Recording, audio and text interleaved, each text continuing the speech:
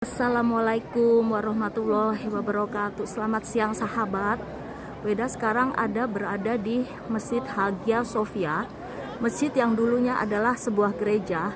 Setelah Konstantinopel jatuh, Al-Fatih merubah masjid ini dari gereja menjadi sebuah masjid. Dan kubah yang para sahabat lihat adalah kubah terbesar di Turki. Jadi tingginya 54 meter, lebarnya 37.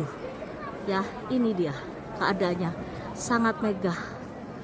Alhamdulillah kita bisa sholat di sini tadi. Ya. Ya. Hagia Sophia di Turki. Sayang kami tidak bisa ke Blue Mosque karena sedang renovasi dan kubahnya pun ditutup. Tapi rame saudara-saudara. Jadi kita tetap dengan social distancing.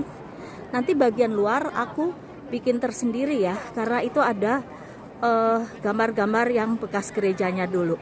Salam dari Hagia Sophia. Sahabat, ini aku ambil yang dari luar ya. Ini adalah entrance-nya. Ini yang aku bilang bahwa ini dulunya suatu gereja. Waktu zaman dikuasai oleh Konstantinopel. Bisa dilihat dari gambar yang ada di atas. Ya. Itu adalah gambar Yesus dan gambar-gambar yang ada di atasnya lagi yang aku kurang jelas sekali. Pokoknya ini dulunya bekas gereja. Ini adalah entrance-nya. Jadi begitu sahabat.